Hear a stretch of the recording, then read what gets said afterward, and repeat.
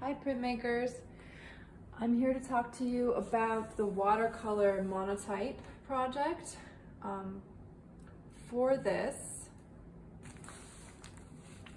you're going to need your plexiglass plate and your watercolor set, which comes with a brush. And then on top of that, you'll need some water and paper towel or tissue. So when you do this project, this is on your off day. So depending on if you're in group A, B, C, or D, if you're on campus that day, you'll be printing your stencils. If you're not on campus that day, you're gonna be working on this, and this is what you upload. So watercolor is pretty fun because you can paint on this and then you let it dry. Later, you'll bring it to school.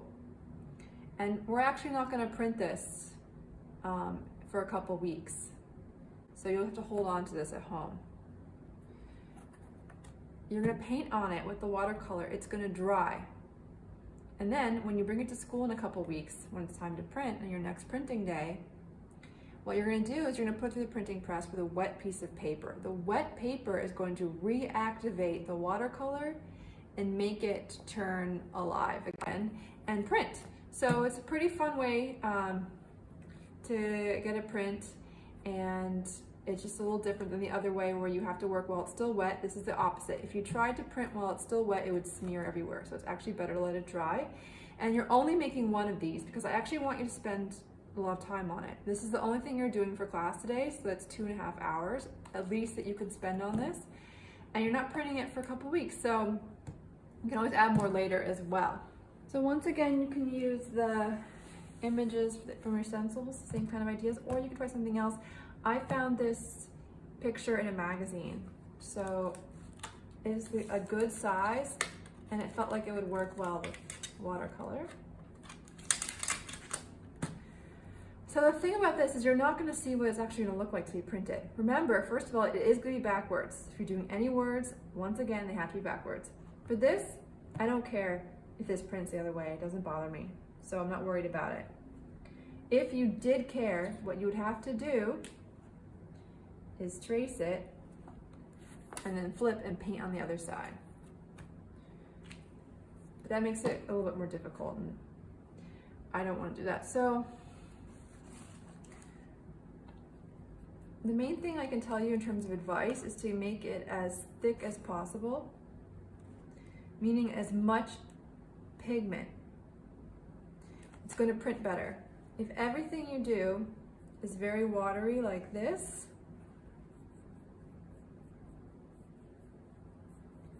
then it's going to bead up a lot. See the beads? So you kind of have to like build up layers to get more of a flat.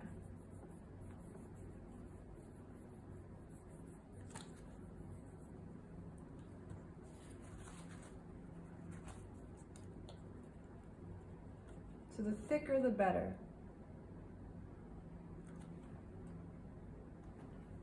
So when I say that, I mean the more pigment. So sometimes you might think you are doing it thick, but you really want to like dig, like get in the watercolor and really like get as much on your brush as possible. Yeah.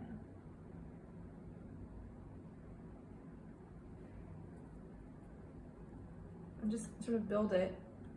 You know, you can add layers.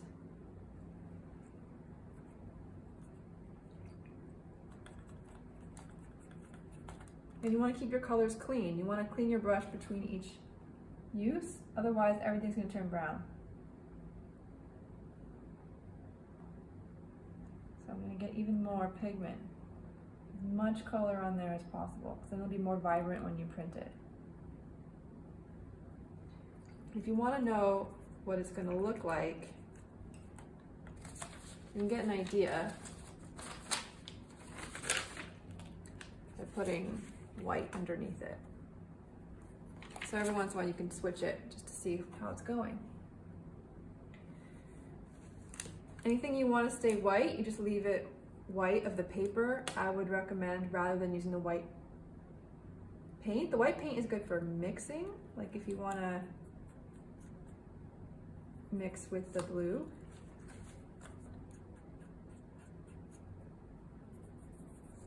But for instance, in here, I would just leave this the white of the plate and the white of the paper, and I would just leave it blank. So you can just paint the windows. Now it's going to feel very different than painting on paper. The biggest difference is the beading. So you just need, like I said, more paint. Just really get a lot of paint on your brush, and then it's going to go a lot better. And then of course, the nice thing is you can always erase, right? Either with a little bit of water on your brush or take your paper towel. Okay, so I see I have a little bit of a house in here as well. Alright, so I have a lot of work left to do on this guy of all the trees. So like I said, take your time, build it up. If you like the way this looks, the beading, you can do it on purpose also, because it can make kind of an interesting texture. Sometimes I actually do like to use it in my art, but if you don't like it, you just need to add more paint, more pigment. And see how the white is getting full of color? Let's try to get as much of that off as possible. You can even take a little bit of towel, you know, as well.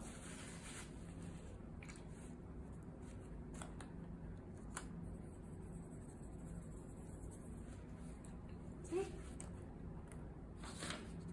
Now you're starting to get more of a flat as opposed to the beads. But yet, if you want it to be really rich and dark, really load up that brush. See the difference? Really load it up. You're gonna get a better print that way. Okay, so just go ahead and keep working. Keep spending time on it. You can use a family photograph, you can use a drawing of your own, you can make it up, you can put your stencils underneath and copy the shapes of the stencils, however you want to make your watercolor monotype.